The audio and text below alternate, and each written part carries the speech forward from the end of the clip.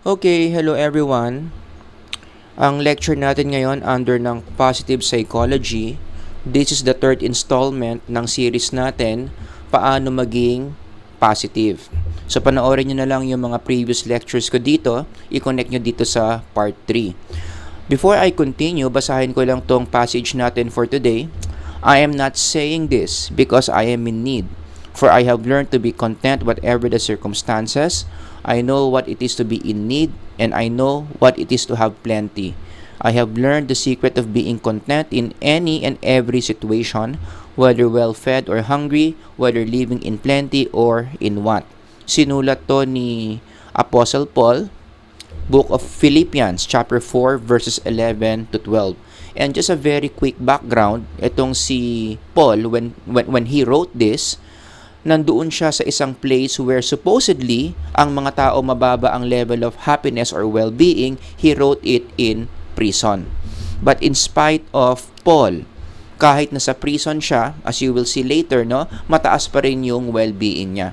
So pag-uusapan natin anong sikreto niya, bakit kaya niya yon. Clue, merong kinalaman yan sa optimism. Merong specific way the Apostle Paul is applying optimism, kaya nasusustain niya yung well-being niya kahit nakakulong siya. So for those of you who missed the previous lectures, no, mabilisan lang, optimism is defined by APA this way. Just focus on the red words.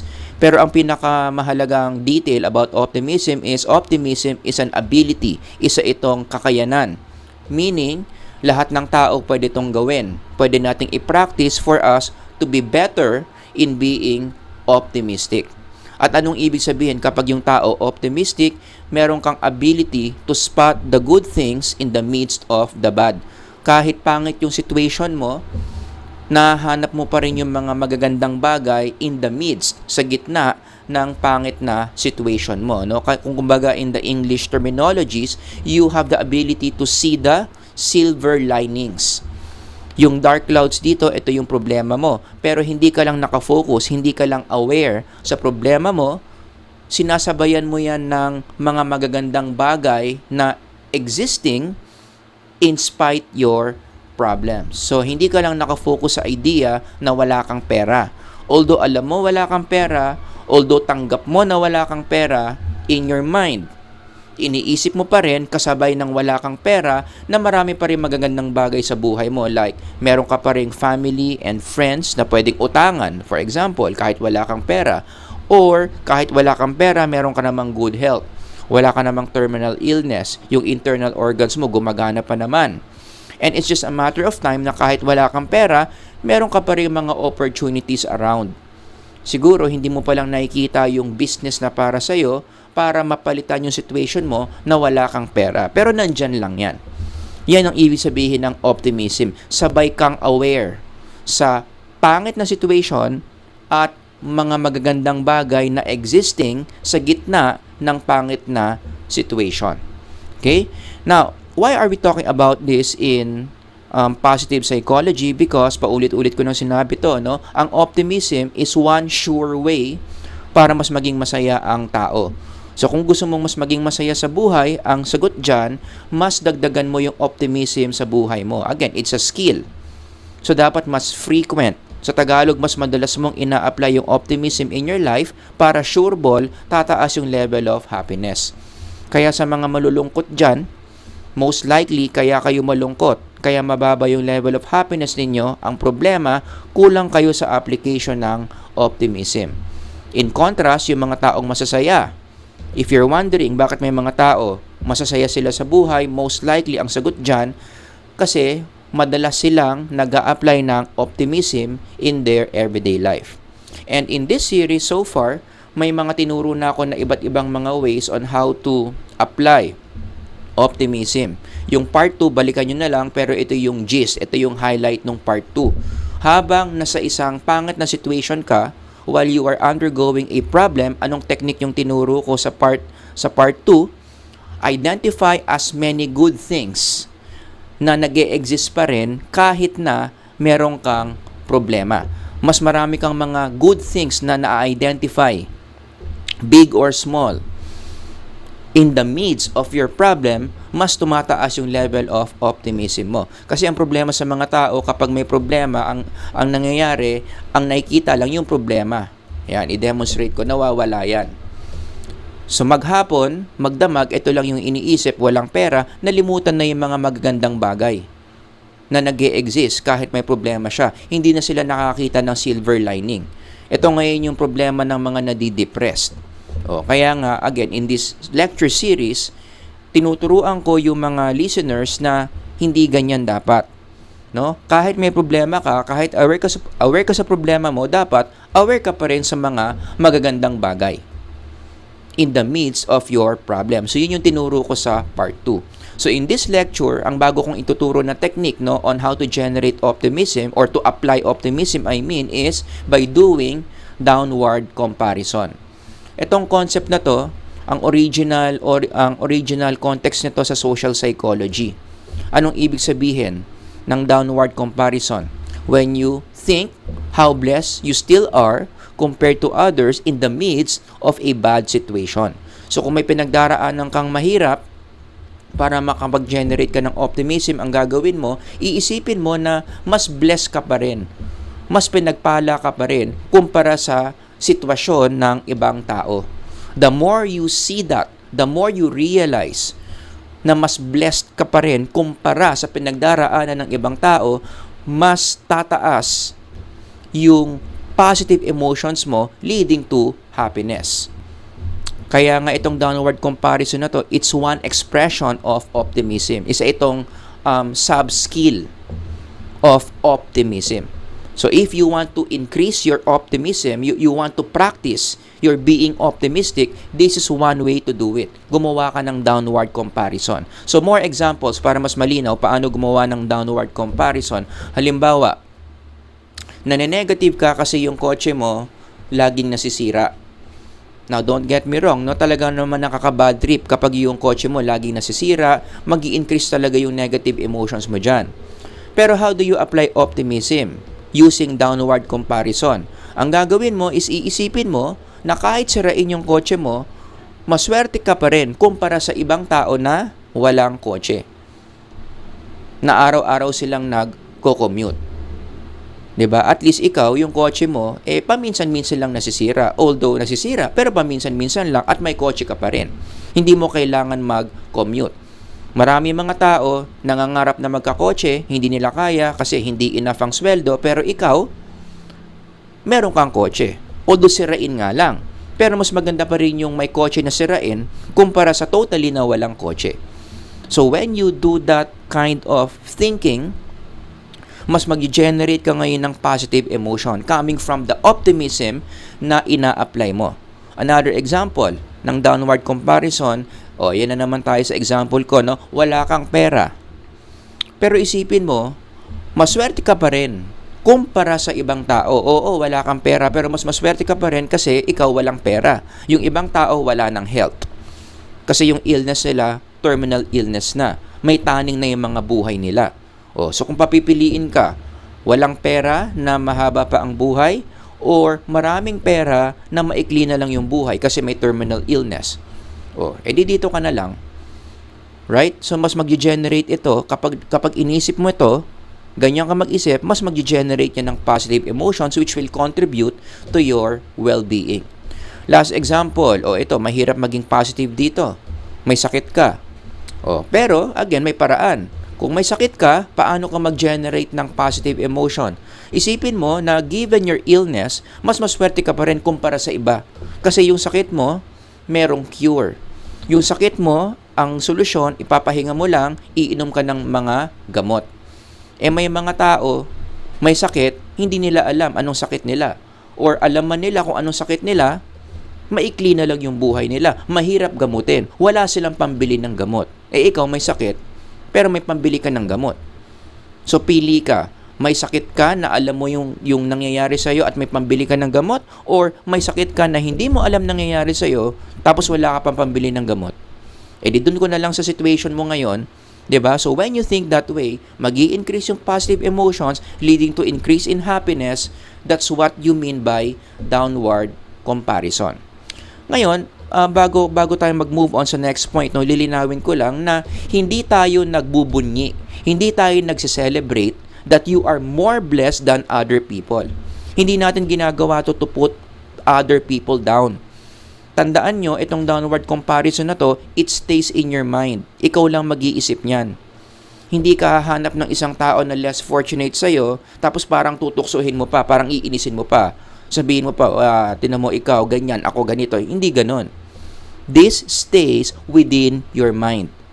Downward comparison is an intrapersonal psychological activity. Gagawin lang natin yan inside our mind. And also, itong downward comparison na to, ang goal natin, it's not to put people down. Rather, when you do downward comparison, ginaguide kasi natin yung psyche natin to see the good in the bad situation.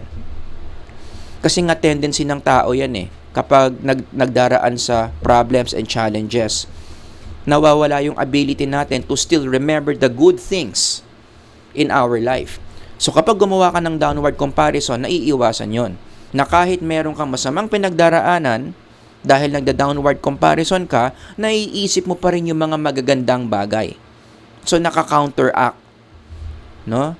Although may pinagdaraanan ka, nag-generate ng negative emotion, pero pag nag-downward comparison ka, mag-generate yun ng positive emotion, hindi ganun ka-drastic yung pagbaba ng well-being mo while you are undergoing a problem. Kumbaga, if I'm going to put that in a diagram, it looks something like this. Kapag gumawa ka ng downward comparison, which again, I emphasize, this is a skill. Ginagawa ito, pwede nating i-practice. The more na ginagawa mo to, the more you are training your mind to see the good, which is an expression of optimism. And again, according to studies, kapag yung optimism mo napapadalas, kasi downward comparison ka ng downward comparison, ano nangyayari? That predicts happiness. Kaya to paraphrase this diagram, isa pang paraan kung gusto mong mas maging masaya. Other than applying optimism, anong gagawin mo? The more you should apply downward comparison. Actually, related naman yan Mas nagda-downward comparison ka, tumataas yung optimism mo, nagli-lead din sa happiness. Okay? So, yan ang framework natin for this lecture. Now, balikan natin yung sinasabi natin kanina, si Apostle Paul, nung sinusulat niya yung mga letters niya, sinulat niya yan in prison. And as we know, in prison, ang mga tao dyan, most likely mga malulungkot. Kasi wala silang mga autonomy, wala silang kalayaan. Mahirap yung living conditions in prison. Hindi maayos yung sanitation, hindi maayos yung pagkain, wala ka masyadong nakakausap na kakilala mo. General condition in prison, hindi maganda. That will lower down a person's well-being. But not the Apostle Paul. Kung babasahin mo yung Philippians, which is again a letter that he wrote inside the prison, you will see na mataas ang well-being ni Apostle Paul. Kaya nga sabi ko dito sa slide, supposedly low well-being, pero hindi. While Paul was in prison, pwede nating masabi na mataas yung level of happiness niya. And how did we know? Marami siyang mga statements na ginawa in prison that reflect high levels of well-being. Like for example, yung sinabi niyang rejoice in the Lord always. And I will say it again, rejoice. Hindi ito sinasabi ng mga taong depressed. Ang mga taong depressed, hindi nila ipupush yung mga tao sa paligid nila na mag-rejoice. Kasi sila mismo, wala silang gana na mag-rejoice. But the fact that the Apostle Paul was pushing people, encouraging people to rejoice, what does that tell you? Na siguro siya, punong-puno siya ng joy.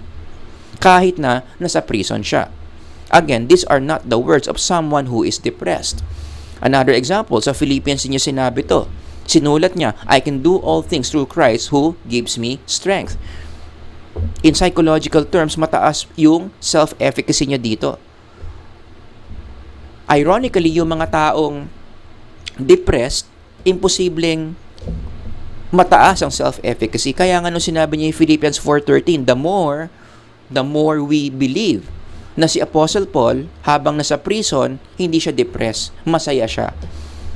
Kasi mataas pa rin, okay pa rin yung self-efficacy niya. You see? So I hope you're getting my point here, no? The Apostle Paul was in a situation that's bad. It's not good. Pero, na-maintain pa rin niya, na-sustain pa rin niya yung well-being niya as seen in those passages. Ito yung mga salita na sinasabi ng isang tao na maganda ang well-being. Okay?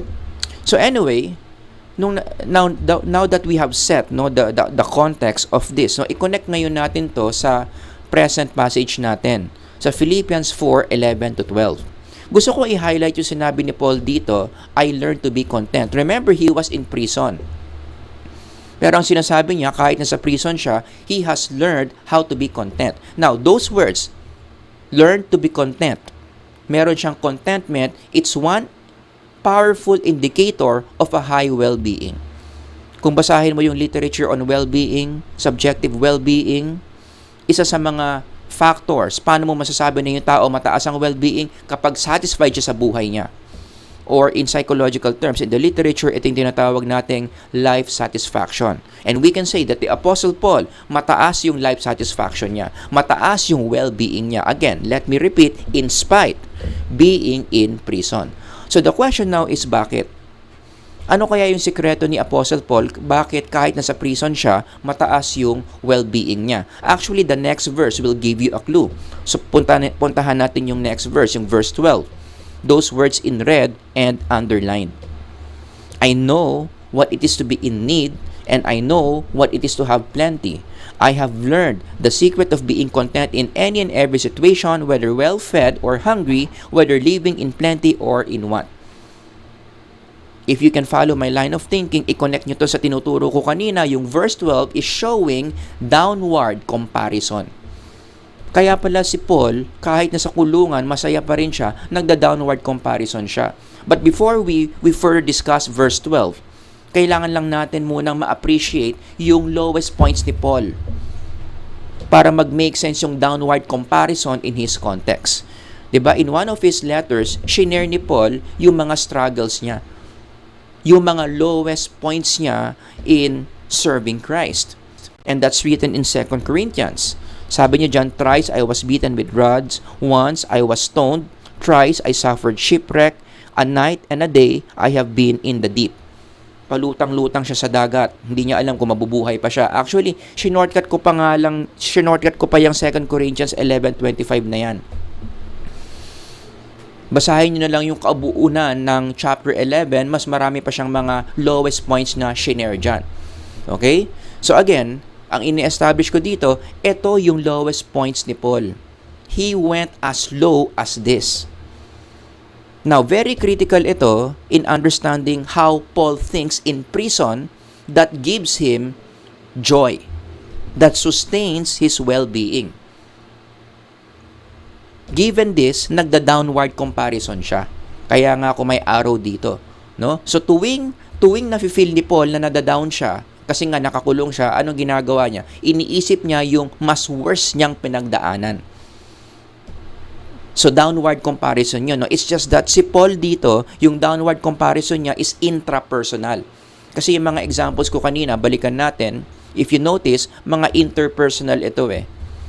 Kinukumpara mo yung mas maganda mong situation sa mas pangit na situation ng iba. Okay? Now, si Paul, ganun din naman, nagda-downward comparison din siya, kaya lang, hindi siya gumagamit ng ibang tao to apply downward comparison. He was applying this to himself. Given the situation that he is in prison, lagi niyang naalala, lagi niyang nakukumpara yung situation niya sa prison sa situation niya when he was in his lowest point.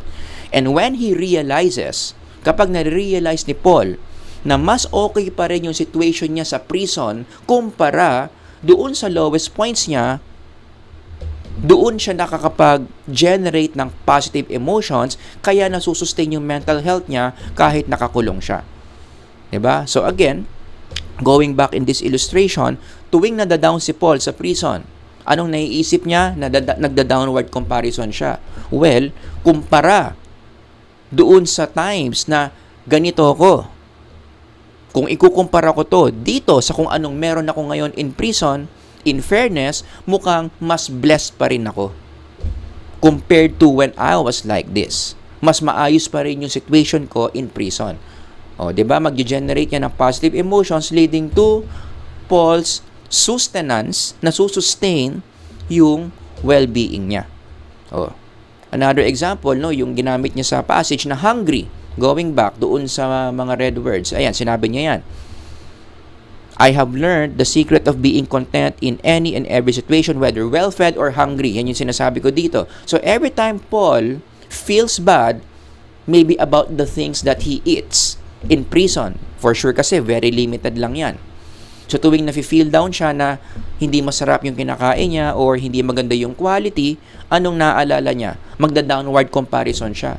Kumpara naman, during the time na palutang-lutang ako sa dagat at wala akong makain, gutom na gutom ako, mukhang mas okay pa rin yung pagkain ko dito sa prison. Nag-downward comparison siya. Nag-downward comparison siya sa isang situation na sobrang sama, sobrang baba. So when Paul realizes that na mas okay pa yung situation niya sa prison compared to when he was hungry and he had nothing to eat, mag-generate yan ng positive emotions which will further sustain his mental health. At least may kinakain siya. Mas gusto na niya yan kumpara doon sa palutang-lutang siya sa dagat at wala siyang makain. So downward comparison ang tawag doon. Okay? So to summarize all the examples I've given you, ito lang yung ginagawa natin sa downward comparison. Kukumpletuhin nyo lang yung statement. Yes, this is a bad situation. So mag-insert na lang kayo ng bad situation. Wala kayong pera, may sakit kayo, or you underwent a breakup, or nireject ka ng mga kaibigan mo, whatever. Lahat ng situation na masama. Kahit nandun ka sa situation na yon, anong gagawin natin sa downward comparison? Ikukumpara mo yung situation mo sa ibang tao na mas malala pa yung pinagdaraanan nila. So, i-fill in the blanks mo lang to, no? I am still more blessed compared to them because blank. Mas marami kang ilalagay dito sa blank. Mas nagiging effective yung downward comparison mo, mas nasusustain mo yung mental health mo. Pero, just a tip. Sa tingin ko, ang isa sa mga pinakamalaking blessings that a person can have na pwede niyang panghawakan kapag magda-downward comparison siya is that there is a God, there is a deity that cares for you. Hebrews 13:5 yan, the very popular, I will never leave you nor forsake you. Kapag ito yung naalala mo, and then ikumpara mo yan, i-downward comparison mo yan, doon sa mga lowest points ng buhay mo, or doon sa mga lowest points ng buhay ng ibang tao, mas magiging pronounced yung positive emotions that you would feel that will sustain your mental health. So going back to the Apostle Paul, isa rin yan sa mga thinking strategies niya whenever he feels down. So he feels down sa prison. Maaalala niya yung lowest point niya. Marirealize niya na compared to this, mas okay pa yung situation niya dito. At the same time, masasamahan pa ng I will never leave you nor forsake you. O, diba? Mas mag-generate ngayon yan ng positive emotion. Okay? Another example. O, ganun ulit. Yung hungry. Tuwing nababad trip si Apostle Paul sa kinakain niya, mukhang hindi masarap, hindi ganun ka-okay yung quality. Again, ano yung iisipin niya? Downward comparison. Mas okay na to kumpara sa palutang-lutang ako sa dagat na wala akong kinakain. Diba? And after that, kapag naisip niya yon, biglang papasok yung Hebrews 13:5. I will never leave you nor forsake you. Mas mag-generate ngayon yan ng positive emotion at ito ngayon yung magsusustain sa mental health, sa well-being ni Paul kahit na nakakulong siya. Yon. So, yun yung tinatawag nating downward comparison. No? So, again, before we end, ganito ang mag-downward comparison. Whatever problem you are undergoing right now, ano ang task mo kung magda-downward comparison ka? Tingin ka sa ibang tao na mas malala pa yung pinagdaraanan sa'yo. And you will see, in comparison to what they are undergoing, mas blessed ka pa rin. And the more you realize that you are more blessed compared to what others are undergoing, mas mag-generate ka ng positive emotion, mas mamomotivate ka to continue facing your current challenges. Diba? So, balikan natin yung mga examples natin ng mga current challenges. Ayan. Yung mga examples ko, ayan, although may sira kang kotse, maswerte ka pa rin, may kotse ka. Although wala kang pera, kumpara sa ibang tao, maswerte ka pa rin kasi ikaw wala ka lang pera, yung iba wala ng health. Diba? So, you get my point. Yan yung tinatawag nating downward comparison. It's an expression of optimism. It's a sub-skill under optimism that sustains mental health. Okay? So, ganyan ang isa pang technique kung paano ka maging positive, mag-downward comparison ka. If you have any questions or other examples, ilagay nyo lang dyan sa comment section hanggang sa susunod na lecture. Sir Howard here. Sana marami kayong natutunan. God bless everyone. Bye-bye.